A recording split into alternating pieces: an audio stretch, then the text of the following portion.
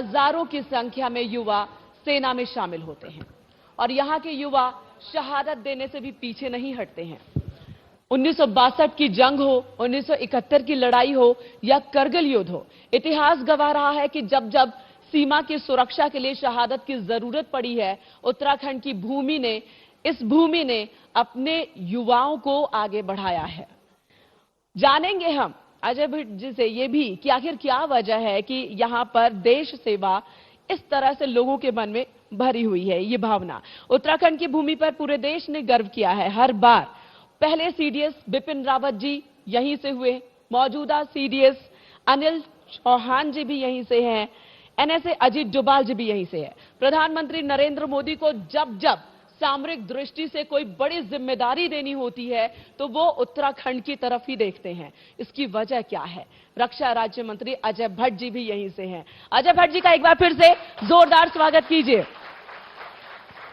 अजय भट्ट जी, पहला सवाल तो यही है, तमाम विपरीत परिस्थितियों और किसी भी परिस्थितियों के बीच भी आखिर वो कौन कौन सी वजहें हैं कि उत्तराखंड के घर घर से वीर निकलते हैं? सेना में शामिल होने का, राष्ट्र के ऊपर जान दे देने का, ये कौन सा फितूर है, कौन सा जज्बा है, क्यों है ये?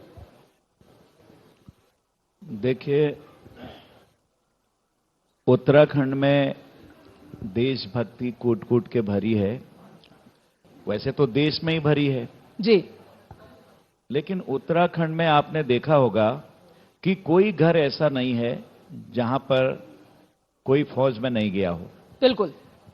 अगर किसी गांव में कोई घर छूट भी गया तो हर तीसरा घर जो है फौजी से भरा हुआ है। इससे पहले जो थल सेना अध्यक्ष बने बिपिन जोशी, उसके बाद बिपिन रावत जी बिल्कुल सीडीएस पहले बने, और इसके बाद अनिल चौहान जी, और फौज के अलावा भी आप डोभाल साहब को देखिएगा, रॉ के डायरेक्टर, इससे पहले धसमाना जी, कोस्ट गार्ड के चीफ, सारे यहां से एक श्रृंखला चली आई है।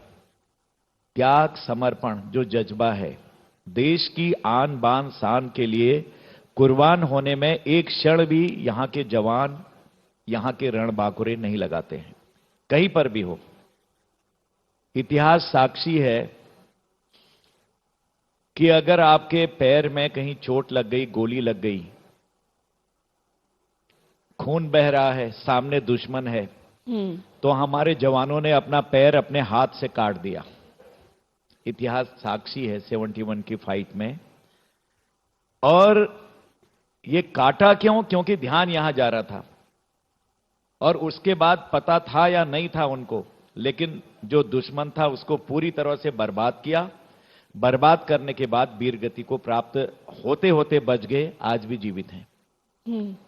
और आप देखिएगा यहां जीआर के हमारे ऐसे जवान भी हैं जो आज जिंदा माने जाते हैं। अगर कोई सो जाता है, अगर आप तवांग के साइड जाए कहीं, तवांग जी, मैं अभी गया था, वोमला, बिल्कुल चाइना बॉर्डर पर, इधर चीन के मकान हैं, इधर हमारे हैं, हमारे जवान इधर हैं, उधर उनके जवान हैं, और दोनों के बीच में वार्तालाप भी होते रहता है वक्त वक्त सर पर। चीन का आपने जिक्र किया, इस वक्त कांग्रेस के पूर्व अध्यक्ष राहुल गांधी भारत जोड़ो यात्रा पर निकले हैं। वो लगातार कह रहे हैं कि हमारे सैनिक पिट रहे हैं चीन से। न्यूज 18 के इस मंच से जरा क्लियर कीजिए, हमारे सैनिक पिट रहे हैं या पीट रहे हैं? मैं अपनी बात पर फिर आऊंगा। जसवंत सिंह के बारे में बता रहा था जी, अधूरी रही तो आपने, मैं 1 मिनट कह के फिर मैं आपके प्रश्न पर आता हूं। बिल्कुल। तो जसवंतगढ़ करके आज टूरिस्ट प्लेस भी हो गया, हमारे लिए प्रेरणा का स्रोत भी है। देश के कम लोगों को पता है कि वो अभी भी जीवित माने जाते हैं। उनका बेड लगा हुआ है, उनकी थाली प्लेट जो भी थी वो रखी है, और उनका टॉर्च रखा है, और जब वो रात को उनका बिस्तरा लगा के जाते हैं तो सुबह उनके जूतों पर धूल रहती है और बिस्तरे में सलवट रहती हैं। और ट्रेन में वो जब देहरादून आते हैं तो जवान उनको छोड़ने आते हैं, और जब वो जिस दिन छुट्टी बिता के जाते हैं तो फिर सीट पर वो लेटे रहते हैं। ये कल्पना है, जवान उनको ले जाते हैं, उनकी फित्ती चढ़ते रहती है, हमेशा तनख्वाह मिलती है। और अगर गाना भी है, अगर कोई जवान, अगर कोई सो जाता है, कहते जागते रहो, जागते रहो, ये मान्यता है। तो ऐसी सौर्य गाथाएं हैं। उन्होंने 300 चाइनीज को मार के गिरा दिया था, देश को जानना चाहिए। और उनके साथ 2 बच्चियां थी जो उनकी बंदूक में गोली डालती थी। जहां जहां बंकर थे, एक यहां से मारा, एक यहां से क्राउलिंग करके जाते थे ऐसे। चीन को लगा कि ये तो सब चले गए हैं, यहां है कौन। फिर कुछ जासूसी होती है, अपने ही लोगों ने, वहां के लोगों ने बताया, तब चारों तरफ से घेरा, गोली लगी, तब भी उन्होंने कुछ लोगों को बर्बाद किया, दुश्मनों को। और अभी तो मौजूदा उदाहरण भी है सर, नहीं, गलवान में और फिर अभी अरुणाचल वो प्रदेश में संतोष बाबू वाला भी बताऊंगा। लेकिन चीन के कमांडेंट या उस समय के जवानों को तसल्ली नहीं हुई, उन्होंने फांसी दे दी। इस पर भी तसल्ली नहीं हुई तो उनकी गर्दन काट दी। शायद कम लोगों को पता है। और उसके बाद खुद वो एक सजा के लाए थाली में कि ये जवान ने इतिहास रचा और 72 घंटे तक बिना राशन के लड़ाई लड़ी और 300 लोगों को चीन के मारा। इसको हम सैल्यूट करते हैं। तब ये शौर्य गाथा है, ये शौर्य गाथा है, ये शौर्य गाथाएं उत्तराखंड की है। इसलिए देश की आन बान शान के लिए यहां के जवान कुर्बान हो जाते हैं। हमारे खून में है, भारत के खून में है और यहां विशेषकर खून में है। बिल्कुल हम बॉर्डर साइड पर हैं और आज हमारी सीमाएं चाक चौबंद हैं। सर, मेरा अगला सवाल राहुल गांधी। अब आपने बताया था राहुल जी के बारे में, पूरा प्रश्न आपका था जी। पूरा प्रश्न ये है कि राहुल गांधी और तमाम विपक्ष ये कह रहा है कि चीन हमारी जमीन में घुस आया, हमारे सैनिकों को पीट रहा है। सच्चाई क्या है? हमारे सैनिक पिट रहे हैं या पीट रहे हैं? मुझे लगता है कि राहुल जी ने टेलीविजन नहीं देखा। मुझे अधिक नहीं बोलना है दूसरे देशों के बारे में। हमारे जवानों की शौर्य गाथा जो मैंने अभी बताई, आपने गलवान में देख लिया, विश्व हिल गया। और आज जो कहते हैं कि अंदर घुस आया चीन, या वहां पर जाके कहते हैं कि हमारे जवान पिट रहे हैं, ये अपमान है। हमारे जवानों का मनोबल बहुत ही ऊंचा है। किसी की हिम्मत नहीं है कि आंख उठा के हमारी धरती पर हमको घूरे और हमारी धरती के अंदर आए। इस देश के प्रधानमंत्री इस समय नरेंद्र मोदी जी हैं। देन एंड देयर आपको डिसाइड करना है कि क्या होना चाहिए। गलवान में आपने देख लिया है, संतोष बाबू जरूर शहीद हुए और उसका जो उत्तर हमने दिया सारा विश्व हिल गया। और वॉइस ऑफ अमेरिका, बीबीसी, सारे इंटरनेशनल जितनी एजेंसीज थी, उन्होंने सत्य उजागर किया। फिर क्या वजह है, क्या वजह है कि राहुल गांधी जी इस सत्य को नहीं देखना चाहते हैं? अभी एक और सवाल जोड़ देती हूं अजय भट्ट जी। राहुल गांधी ने अभी मौजूदा सवाल अग्निवीरों को लेकर के उठाया। उन्होंने कहा कि पहली खेप तो आ गई सेना में अग्निवीरों की, 4 साल के बाद जूते मारकर ये बाहर निकाल दिए जाएंगे। देखिए, राहुल जी पर देश में कोई विश्वास नहीं करता, उन पर बहुत बचकानी बातें करते हैं। वाणी संयम होना चाहिए। जवानों को जूते मार के निकालेंगे, क्या मतलब है? यह अपमान नहीं है क्या? खुला अपमान है। आप जहां भी कहते हैं कि हमारे सैनिक पिट रहे हैं, आप मनोबल तोड़ने का मुझे बोलना नहीं चाहिए, मैं एक जिम्मेदार पद पर हूं।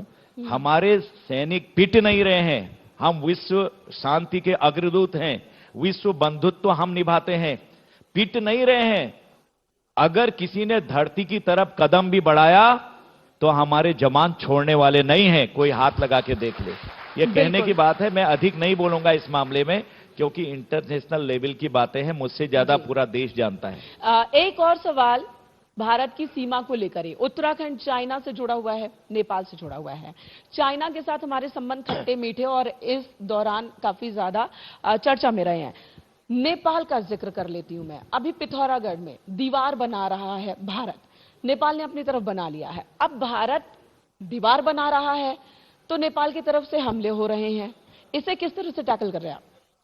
देखिए, मेरा इसमें बोलना कतई उचित नहीं है, फिर भी मैं इतना बताता हूं कि नेपाल से हमारे रोटी बेटी के संबंध हैं। बिल्कुल, हमारी रिश्तेदारियां हैं। हमारी बेटियां वहां हैं, वहां की बेटियां यहां हैं, ससुराल है, हमारा मित्र राष्ट्र है।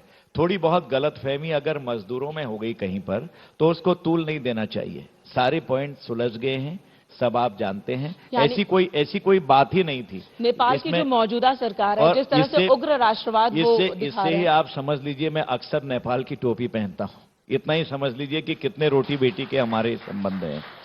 बिल्कुल। और तो और मुझसे भी कहते हैं कि मेरा ससुराल भी कभी नेपाल में रहा है या नहीं, लेकिन कहते हैं। तो मेरा तो सीमावर्ती क्षेत्र है पूरा। अभी नेपाल के माननीय प्रधानमंत्री अब पूर्व हो गए हैं, देवपा साहब जब आए थे, उनको रिसीव करने की, उनको छोड़ने की ड्यूटी मेरी ही लगी थी। इसलिए इस बात पर ज्यादा पूछना उचित नहीं रहेगा। बस इतना है, हमारी रोटी बेटी के संबंध हैं, हमारी मित्रता बहुत प्रगाढ़ है। मित्रता में खलल डालने की कोशिश जो लोग कर रहे हैं, उसको हम दोनों देश समझते हैं अच्छी तरह से। इसलिए कोई हमारी मित्रता को तोड़ नहीं सकता है। जैसे कहते हैं ना, ये दोस्ती हम नहीं छोड़ेंगे या नहीं तोड़ेंगे, तो उस तरह से हमारी दोस्ती है नेपाल और अजय भट्ट जी, आप रक्षा राज्य मंत्री हैं। नेपाल और चाइना की तो बात हो गई, पाकिस्तान की भी बात कर लेते हैं। वहां के प्रधानमंत्री शहबाज ने अभी हाल ही में कहा कि भारत से संबंध हमारे बेहतर होते तो पाकिस्तान की स्थिति अच्छी रहती। एक बार फिर से वो बातचीत की बात कर रहे हैं। इस पर आपका रिएक्शन, सरकार का रिएक्शन? देखिए, हमारी पॉलिसी हमेशा, और हमारे धर्म गुरुओं ने, जिन्होंने हमको किस मार्ग पर चलना चाहिए, सत्यम वद, जिन्होंने कहा अहिंसा करो, सत्यम बुर्यात प्रियम बुर्यात न बुर्यातम अप्रियम सत्यम, कुछ इस किस्म का है। तो जो ये इस तरह के मंत्र देके कहा कि सारा विश्व हमारा है, हमारा विश्व बंधुत्व का स्लोगन जो है वो पूरे विश्व में गया भी है, आप सब जानते हैं। वसुधैव कुटुंबकम, वसुधैव, G20 का हमारा वसुधैव कुटुंबकम। हम तो इस ध्येय के हैं, हम धोखेबाज नहीं हैं। हम किसी की जमीन पर इंक्रोचमेंट नहीं करते हैं, दबाते नहीं हैं, किसी को बुरी नजर से नहीं देखते हैं। यह हमारे देश का मोटो है, सिद्धांत है हमारा। अब हो सकता है किसी का हृदय परिवर्तन हो रहा हो, हमको भी जरा कष्ट हुआ, क्योंकि विश्व बंधुत्व वाले हैं। क्या किया?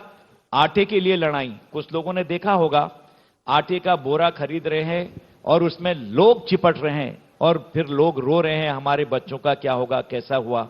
अब समझ में आ रही है कि भारत की इंटेंशन कभी गलत नहीं रही, विस्तारवादी नीति हमारी नहीं है। हम हमेशा पड़ोसी से अच्छे संबंध रखते हैं। अटल जी आपको देखा कि उन्होंने बस में यात्रा करी, हर जगह पर अतिशय रगड़ करे जब कोई अनल प्रकट चंदन से होई। जब अति हुई तो उसकी इति होती है। हमें जो जब मजबूरी में अपने देश की रक्षा करनी पड़ी, लड़ाई लड़नी पड़ी, तो वो भी हमारी मजबूरी थी, क्योंकि हम कम नहीं हैं। हमें कम आंकना भी नहीं चाहिए किसी को। हम शांति के अग्रदूत हैं, हम शांति कहते हैं, तो इसका मतलब कमजोरी नहीं है। और हमने हर बार एक घटना नहीं, 2-3 घटनाएं नहीं, कई घटनाएं, आप हर लड़ाई को देख लीजिए, हमारे जवानों की शौर्य गाथाएं लिखी हुई हैं। और जो आज ऐसी बात कर रहे हैं, देर आए दुरुस्त आए, हमें कुछ कमेंट नहीं करना है। अच्छी बात है कि कम से कम जो हमको दुश्मनी की भावनाओं से देखते थे, आज ये तो कह रहे हैं कि भारत होता तो कैसा होता, हमारा मित्र होता। अच्छी बात है। आपने यूक्रेन और रसिया देखा ना, उनके बच्चे हमारा तिरंगा झंडा लगा के आए, हमको भी अच्छा लगा। विश्व के बच्चे हमारे हैं। हमारे प्रधानमंत्री जी ने कहा है सारे देशों के लोग हमारे हैं। कितनी जगह दवा भेजी, और हम तो कह रहे हैं अनाज, जहां भूखमरी है हमें इजाजत दे दीजिए, हम वहां अनाज भी भेजते हैं। कितना साजो सामान हम भेज रहे हैं। आर्मी का आज सिपरी नामक संस्था ने तो ये सर्वे में कह दिया है कि 25 टॉप देश जो निकले हैं एक्सपोर्ट करने वाले आर्मी के साजो सामान को, पहली बार भारत टॉप देशों में आया है। अपना स्थान हमने बनाया है। ये एक बहुत बड़ी उपलब्धि है, कभी नहीं था। बहुत बड़ी उपलब्धि है। और ये है भारत जो वसुधैव कुटुंबकम के रास्ते पर चलता है। और जो बड़ी बात यहां पर अजय भट्ट जी ने कही कि पाकिस्तान अफसोस कर रहा है, ठीक है, उसकी भावनाएं समझ रहे हैं, लेकिन ये भारत है जो शांति की राह पर आगे बढ़ता है। लेकिन अगर कोई छेड़ता है तो उसे छोड़ता भी नहीं है भारत। बहुत बहुत धन्यवाद सर आपका न्यूज 18 के इस मंच पर आने के लिए, हमारे साथ वक्त बिताने। बहुत धन्यवाद मेनका, बहुत धन्यवाद अजय भट्ट जी। आपसे अनुरोध है, कृपया मंच पर ही अपना स्ट्रैटेजिक राज्य